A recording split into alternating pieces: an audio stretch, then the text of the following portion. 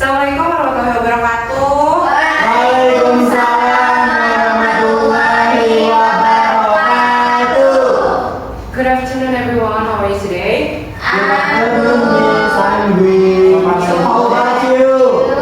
Good, tapi lemes gitu ya, gak apa-apa. I'm also good, thank you so much for asking. So, today, in this beautiful day, we are going to learn about preposition. Yes, beautiful, just like you, Viola and Ellen. You are so beautiful. Thanks, Farah. Don't cry, please. Okay, today we are going to learn about preposition, and I think it's very common for you guys. You have listened to the word preposition so many times, right? Yes. But maybe some of you already understand what preposition is, already know about how to use preposition, but some of you maybe haven't really understand about preposition. But of course, preposition is something familiar for us as university students. So, is there any of you that mind to tell me what is a preposition? Menurut kalian aja, karena yang penting bener gitu, penyampaiannya nggak harus textbook atau bahasa yang bagus. But apa itu preposition sih? When do we use preposition? What is preposition? Raise your hand. Oci? Preposition is a word for explaining something, for explaining position of something. Okay, great. Lagi betul? Sure. Preposition is like how we use how we show the locations or position of the things or persons. Okay. So everyone, mungkin ada yang sadar atau enggak, tapi kalau I mention this, kalau disebutin ini pasti kalian bakal, oh iya ya. Jadi preposition is one part of the eight, apa tuh? Part of speech. So this lesson is included to the grammar lesson. Jadi ini adalah bagian dari pelajaran grammar tentang salah satu dari 8 part of speech, yaitu preposition. And we are going to move, bener ya tadi ya. Jadi preposition itu untuk menunjukkan suatu hal gitu ya, keterangan suatu hal, entah itu keterangan waktu atau tempat. But we are going to focus on the place one this time. But of course I'm going to explain the three of them first secara umum before we focus on preposition of place, because it is probably one like the most complicated preposition, because there is so many words, confusing words, confusing similar words, but it's different in preposition of place. But kita akan membahas dulu tentang types of preposition first. Ini adalah common type of preposition divided into three. Depends on first, when, second, where, and three, in which direction. For when, of course, kalau ada pertanyaan when, berarti itu adalah keterangan waktu ya, yang disebut dengan preposition of time. So ada contohnya in, on, at, before, after. Yang kedua, where, itu udah pasti keterangan tempat. Preposition of place, contohnya ada under, above, in, on, and at. Dan yang ketiga, in which direction. Ini adalah preposition of direction, atau bisa disebut juga preposition of apa? Ada yang tahu? Movement. Jadi ini menjelaskan arah bergeraknya sesuatu gitu ya. Looks simple ya. Ada apa nih? Ada yang mau baca? Aku. Sure. Itu 5. On, in front of, across, opposite, behind, above, under, next to, beside, between, and among. Apa artinya? Ada yang mau dibaca artinya? Oci, boleh? On di atas, in di dalam, in front of di depan, cross di seberang, opposite Itu opposite itu di depan tapi berhadapan. Behind di belakang, above di atas, under di bawah, next to di seberang atau di samping, bisa di samping, between di antara, among di antara kita. Kita ya. Emang kita itu apa sih? Banyak Kita. Di antara kita semuanya. Okay, we move to the In at all. crucial in add-on preposition of place. On earth. Kayak sama gitu ya, sama kayak yang preposition of time ada in, at, on, tapi kayak kita tuh masih suka bingung gitu walaupun setiap hari kita baca kalimat ada in, ada at, ada on, tapi masih belum tahu kalau kita yang harus bikin kalimat itu bener nggak sih penggunaan preposition itu yang biasa kita gunakan.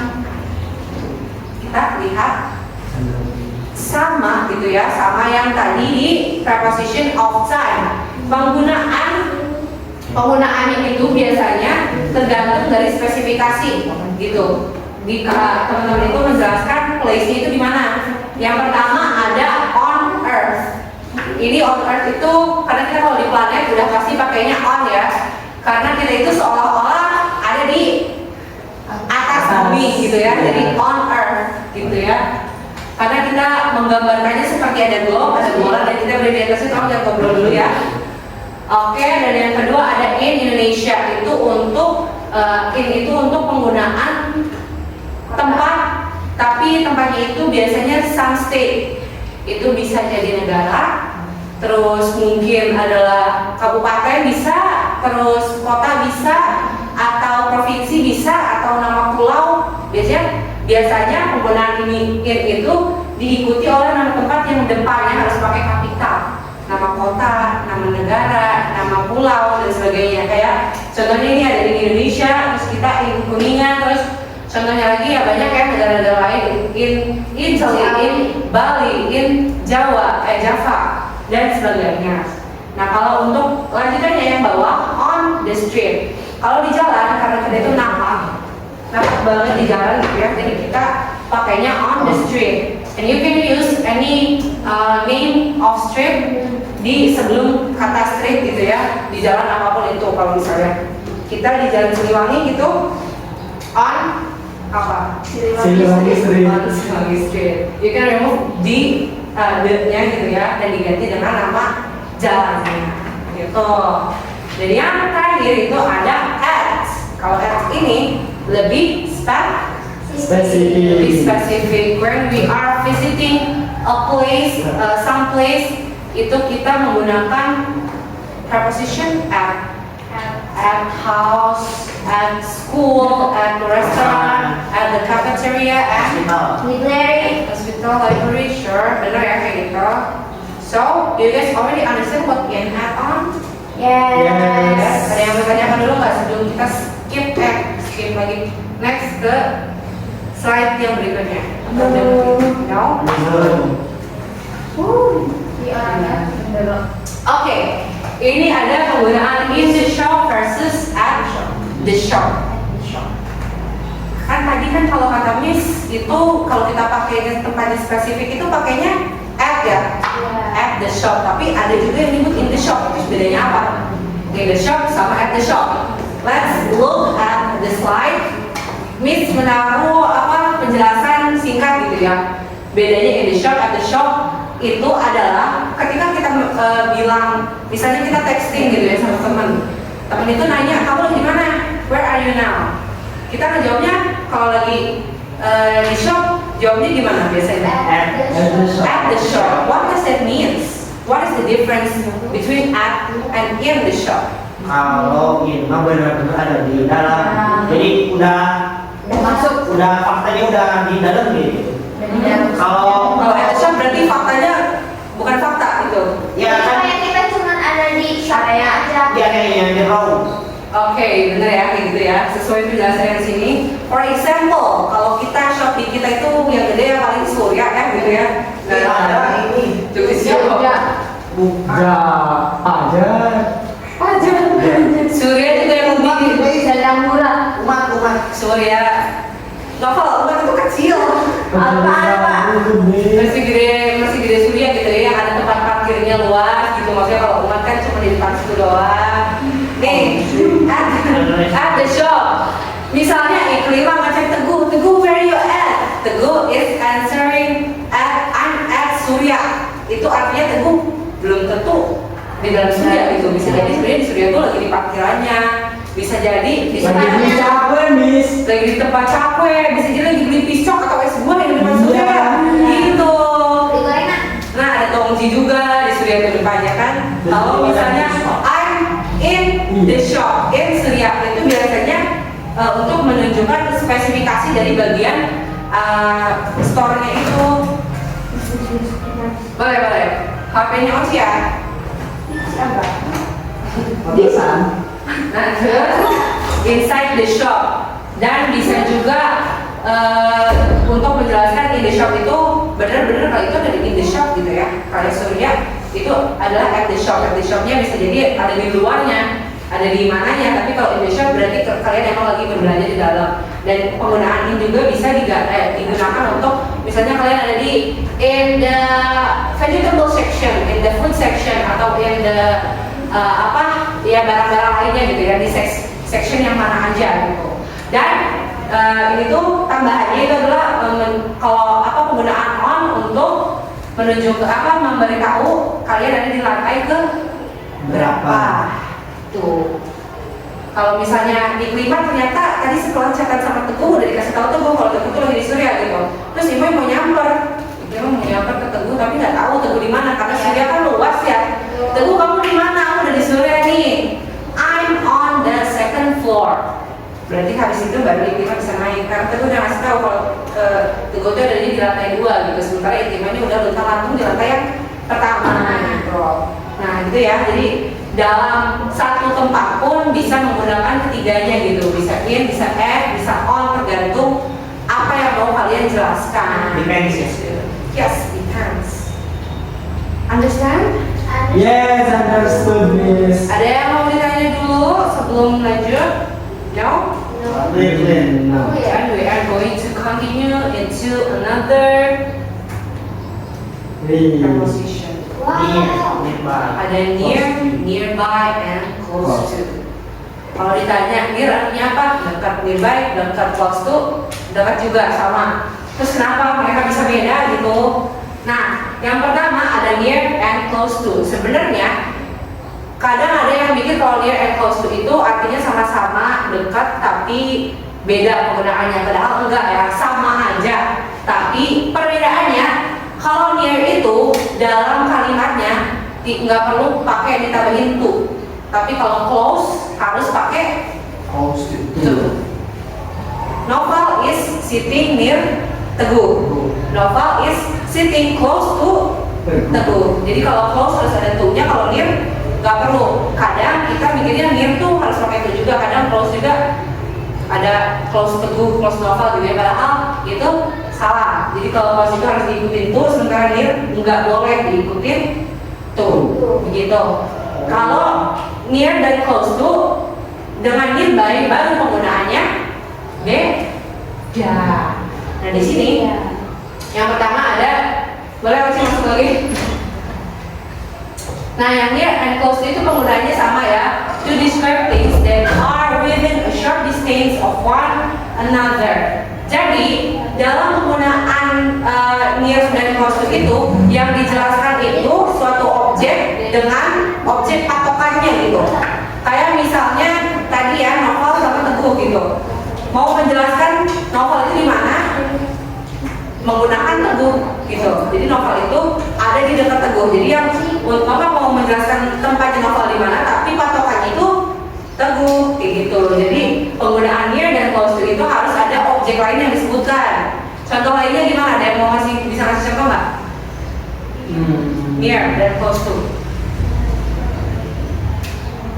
Ayo. Coba di daerah sini aja kampus, apa yang ada di dekat kampus kita, misalnya.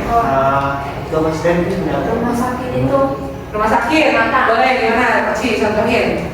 The hospital, Permata Hospital is near with Kuningan University. Oke, Permata Hospital is near Kuningan University, or Permata Hospital is close to Kuningan University.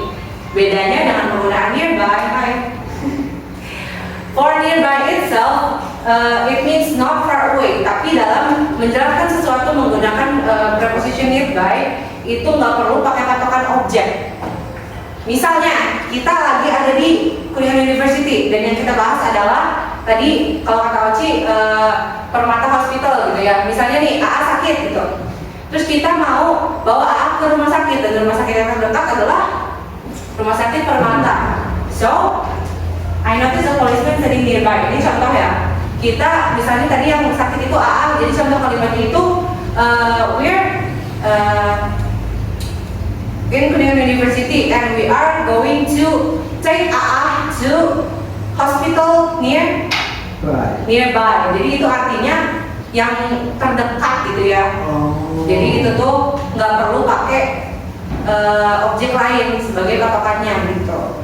Kita membawa AA ke rumah sakit terdekat atau rumah sakit yang dekat, yang nggak jauh, itu pakainya nearby. Shop nearby, what about shop nearby? Shop nearby, I'm going to buy foods in shop nearby. Mungkin yang dimaksud, kalau misalnya Miss ngomongnya di sini, mungkin yang dimaksud sama Miss itu bisa jadi Alfamart, bisa jadi umat gitu ya. Nah, kalau misalnya mau dijelaskan lagi, pakai near atau close to itu lebih spesifik, patokannya adalah kampus dan yang dijelaskan adalah Alfamart dan umat gitu. Okay, Miss. We have another thing to discuss. So before we jump to the next slide, do you already understand about near, nearby, and close to? Yes, I understand. Belum, nggak ada yang ditanyakan ya berarti. Yeah. Lanjut. We have below and under. Oke. Jadi ini adalah kelihatan nggak tulisannya dari situ? Kelihatan. Atau jelas? Kelihatan cuma matanya aja yang belum. Nah, oke ya. Jadi perbedaan below dan under sementara mereka itu artinya sama-sama di bawah. Ada nggak sih yang udah tahu sebelum membaca ini nih? Ada nggak yang udah tahu secara umum deh apa sih below under itu bedanya? Below itu Miss, jadi enggak itu tuh. Enggak nempel sama permukaan bawahnya, sedangkan kalau under itu kayak ditutupi cover gitu. Cover. Ya. Nah, kalau itu adalah hal yang umumnya kita dengar kayak gitu ya. Karena kalau misalnya kita nanya ke seseorang, pasti orang jawabnya kayak gitu. Biar apa? Biar cepat. Tapi kalau misalnya mau secara yang lebih benernya lagi, harus sepanjang ini itu adalah yang paling minimal untuk menjelaskan apa bedanya below dan under. Jadi yang pertama, untuk below itu not directly under. Contoh, our campus just a few meters below the peak. The sun slowly disappear below the horizon. Jadi, not directly under di sini yang dimaksud adalah nggak direct atau nggak secara langsung. Bisa jadi tadi bener yang kata Teguh nggak bersentuhan gitu ya. Terus scale-nya itu lebih besar gitu. Jadi ini segini, below itu bisa di mana-mana. Sementara kalau di under itu objeknya itu kan lebih jelas tempatnya di mana gitu. Terus yang kedua ada measurements or vertical scale. Contoh, the temperature is 5 degrees below zero. Jadi di bawah tuh tadi ya teman-teman udah membahas tentang suhu yang digunakan itu adalah below, bukan under. Kalau kita mau membahas suhu yang lebih rendah, kita menggunakan kata below, not under. So kalau kalian masih pakai under untuk menjelaskan temperatur yang lebih rendah, jangan diulangi lagi, oke? And then lower than. Contoh, look in that box below or under the shelf. Ini sama ya artinya, yang below dan under itu jadi bisa di bawah, kayak box di bawah apa namanya? Shelf tuh bawah rak gitu ya. Itu bisa menggunakan below dan under. Jadi kata siapa kalau misalnya di bawah itu yang under itu harus nempel, sementara yang below itu kalau nggak nempel itu below. Jadi kalau cap itu below the table, emang iya. Siapa itu kan? Nah, lanjut. Oke, kita lanjut ke yang under gitu ya nih. Kalau yang tengah ini yang apa netral gitu ya, bisa below bisa under. Sementara yang dua ini below, yang dua ini under. Untuk under itu cover. For example, cover itu artinya ketutupan gitu ya. The dog is sleeping under a raspberry bush. She's wearing a blue t-shirt under her jacket. All the roads are underwater. Another example, cover di sini yang dimaksud kalau misalnya contohnya kalian kayak tidur. I am sleeping under my blanket gitu, ini di bawah selimut gitu ya. Itu ada yang mau apa sih? Enggak, perasaan saja kayaknya. Oke, itu untuk kalau tertutupi. Jadi sebenarnya kalau misalnya kucing di bawah meja, ini mejanya bentuknya kayak gini, itu sebenarnya under juga gitu, karena kita nggak tahu itu covered kucingnya, kita nggak tahu si kucing itu ada di bawah situ. Oke, dan ini less than. There were under 200 people in the theater. Tapi kalau ini maksudnya bukan apa preposition of place ya. Kita akan membahas tentang the differences between and among. Ayo. Between and among. Sometimes, bukan sometimes, tapi kayaknya most of the times gitu ya. Kalau ditanya apa sih bedanya between dan among, pasti bedanya between dan among tuh kalau between cuma 2, kalau among kebanyakan. Kalau enggak, lihat dong, baca nih. Yang satu ada 4 penggunaan, yang satu 5 penggunaan nih. Yang pertama for between, the two of something, dan yang among itu 3 or more items. This is the most common statement to differ between and among. Untuk membedakan between dan among, biasanya yang paling kalian tahu itu cuma nomor 1 doang gitu. Kalau between itu di antara 2 hal, sementara kalau among itu 3 atau lebih, yang lebih dari 2 gitu ya. Padahal masih ada beberapa lagi gitu penggunaannya. Untuk between yang pertama adalah individual relationship. Padahal, ya ini dicontoh. There is a trade agreement between Slovakia, Czech Republic, and Austria. Objek yang dibahas di sini ada 3 negara. Tapi yang dibahas kalau lagi membahas individual relationship itu bukan among. Kita membahas agreement, gitu ya.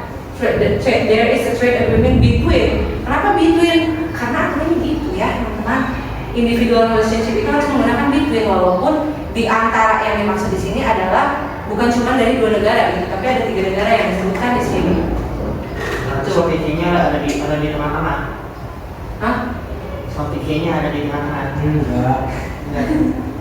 Ini yang dibahas itu bukan Slovakia, tapi agreement. Oh. Gitu. Jadi membahas individual relationship. Relationship apa lagi sih selain agreement? Pertemanan bisa. Friendship between Novel, Elin, and Vio. Bertiga kan orangnya, tapi disebutnya bukan among. Begitu. Oke? Open minded. Open minded. Ya semoga makanya open gitu ya. Kalau between among itu bukan hanya berdasarkan jumlah aja, tapi ada hal-hal yang lain juga, determinasi yang menentukan gitu penggunaan between dan among yang benar itu gimana. Yang ketiga, penggunaan between itu untuk difference. There is a difference between the Scottish, the Irish, and the British accent. Walaupun ini balik lagi ada 3, tapi kalau kita menyebutkan perbedaan, what is the difference between apple, orange, and watermelon? Kok nggak ngomong sih padahal 3? Karena kalian gitu ya. Kita kembali lagi kepada aturan yang memang grammar ini sudah dibentuk dari lama gitu ya. Bukan Miss Ko yang buat aturan ini gitu ya, tapi ini adalah aturan yang memang siapa ya? Indikator. Karena ini itu udah hal yang udah diteliti dan dipelajari bertahun-tahun gitu ya. Jadi bukan Miss yang membuat ini semua, tapi Miss di sini hanya menegaskan karena teman-teman masih banyak yang salah, masih banyak yang keliru tentang perbedaan between dan among. Yang keempat, define location. I run between the trees and the playground. Tuh, ini untuk lokasi gitu ya. Terus kita lanjutkan kamu baru agak langsung. Ini penggunaan among. Tadi yang pertama teman-teman udah pasti udah tahu gitu ya. I walk among the flowers, for example, for 3 or more items. Kalau flowersnya ada banyak, dari flower field gitu ya. Bunga apa sih yang biasanya kayak gitu? Sunflower.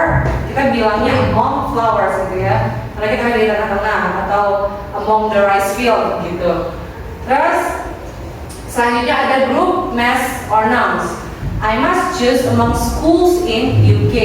So, biasanya dalam penggunaan kata among ini, si objek yang disebutkan itu nggak detail, nggak kayak di between. Walaupun itu lebih dari 2, disebutkan Scottish, Irish, British kayak gitu ya. Tapi kalau misalnya among, biasanya kalau ada satu hal tapi pakai plural kayak ini, I must choose among schools. Kalau misalnya kita mau nyebutnya apa, schoolnya lebih detail, gitu, misalnya disebut Semanda, Semansa, itu pakainya tetap between. But in this group or mass nouns disebutnya schools in UK gitu, atau I must choose among schools in Kuningan. Walaupun sebenarnya pilihannya itu aja ya. Oke, lanjut yang ketiga, the tips were distributed among the waitresses. Nah ini untuk distribute, udah jelas untuk penyebaran. Terus yang keempat, no defined location. I found my way among the flowers. Jadi ini lokasi yang tidak pasti, yang nggak ada definisi jelasnya gitu ya. Cuma ada flowers doang. Memang flowers itu di mana? Di taman kah? Atau di mana? Tapi ini cuma disebutnya di flowers doang. Padahal kalau flowers itu ada di taman, tamannya juga bisa jadi punya nama. Taman apa? Taman Dahlia, taman kota, taman Pandapa gitu ya. Tapi ini cuma disebut di flowersnya doang gitu. Terus yang kelima, one of Colosseum is among the 7 wonders of the world. Jadi kayak ini tuh kayak salah satu gitu ya. Termasuk Termasuk salah satu. Tadinya mau nyompahin murid terpintar di Uniku, tapi misalnya bingung juga gitu mau nyompahin siapa, jadi ya udah. Jadi oke, Teguh is one of the pintar tuh apa sih? Smartest student among another students in Kuningan University. Gitu ya. Nah, jadi kalau untuk lebih gampangnya biasanya penggunaan among ini diikuti oleh noun dalam bentuk plural. Sementara between itu lebih disebutkan apa gitu ya. Tapi ini adalah determinasi atau penentunya gitu. Kapan harus menggunakan between, kapan harus menggunakan among. Jadi nggak selamanya semata-mata cuman yang satu between itu untuk 2, sementara yang among itu untuk lebih dari 2. Enggak, tapi ada ini. Nanti nggak? Nanti silahkan, because we have limited time, nanti kalian harus baca-baca lagi ini supaya sampai ngerti banget dan nanti kita akan latihan lagi. Oke, this is going to be the last. Apa bedanya in front versus in the front of? Ada yang tahu nggak? Ini tuh simple gitu ya, tapi sebenarnya ini krusial banget. Kalau misalnya teman-teman nggak tahu, teman-teman harus tahu banget ini. Tahu nih. Apa hafal? tahu. Enggak ya? Oke. I'm going to give a very simple example of the usage of in front versus in the front of. Jadi in front itu digunakan untuk menjelaskan kita itu ada di depan suatu hal, tapi kalau in the front of itu di depan suatu kelompok. Jadi kadang teman-teman itu ada yang salah gitu ya penggunaan the teacher is in front of the class itu salah. Kalau yang benar, contoh yang benar itu adalah I am sitting in front of the class. Itu berarti di depan kelas, di luar kelas, di depannya kelas. Kalau di depan sini tapi di dalam itu penggunaan yang benar adalah in the front of the class gitu. Okay, we are going to look at the exercise of preposition of place. Boleh ayo aja langsung dulu cepet-cepetan. Oke, jadi ini udah diisi semua ya. Sama Miss di foto layarnya, sama udah ada jawabannya. Terus bisa ada tugas buat teman-teman. Silakan sama teman-teman dikoreksi yang benar dan yang enggak. Nanti di pertemuan selanjutnya kita akan bahas bareng-bareng mana yang benar dan mana yang enggak itu, oke? Oke, Miss. Karena tadi dan ini PPT juga kan ada banyak penjelasannya, nanti sama Miss di-share. Silakan dilihat lagi berdasarkan apa yang udah Miss jelasin. Kayak yang krusial itu tadi penggunaan. Karena waktu ini sudah habis, I'm going to close the meeting. Thank you so much for attending this class and please don't forget to work on the task and see you in the next meeting. Wassalamualaikum warahmatullahi wabarakatuh.